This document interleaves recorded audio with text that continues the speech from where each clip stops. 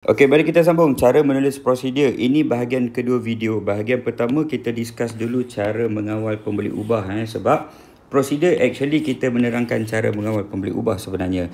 Jadi prosedur bahagian C soalan 11 wajib dijawab. Selalunya 4 markah tapi boleh berubah lah. Okey, jadi from the experiment kita dah tahu cara mengawal pembeli ubah. Jadi kita transfer ke prosedur. Jadi 4 markah, ada 4 poin kat sini. Poin pertama, cara kita set up eksperimen dan awak wajib mention PM yang pertama, manipulasi. So manipulasi kita suhu larutan, awak kena pilih lah. Nak sebut 30 dulu boleh, nak sebut 45 pun boleh. Yang penting kena mention salah satu. Okey, cara set up gunakan ayat paling simple. Imagine awak tengah duk update status ke, tengah tulis WhatsApp dekat kawan, tengah cerita kan. Kita tak guna ayat panjang berjela. Kita akan straightforward cakap, masukkan asid sulfurik ke dalam kelalangkun, letak kelalangkun atas kertas putih bertanda X. Dah, itu setup dia.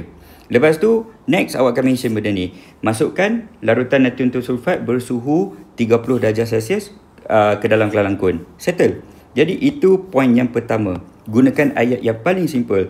Masukkan asid, letak atas kertas, masukkan larutan natrium thiosulfat. Tapi 30 degree tu kena mention. Okay? Alright, next. Lagi 3 markah, literally cara mengawal semua ni.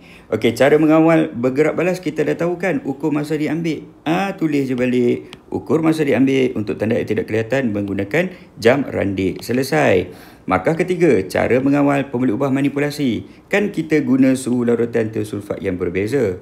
Next kita guna 45 degree kan. Lepas tu awak tulislah, ulang eksperimen dengan menggunakan suhu larutan thiosulfat yang berbeza. Sebut 45 darjah Celsius. Okey. Dan poin keempat, cara mengawal pembeli ubah dimalarkan.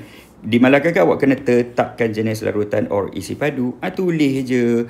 Kan kita nak ulang, waktu nak ulang tu tetapkan jenis larutan or isi padu larutan yang sama. Dan siapa suruh hafal prosedur buku teks? So memanglah panjang. Gunakan kaedah ini sahaja.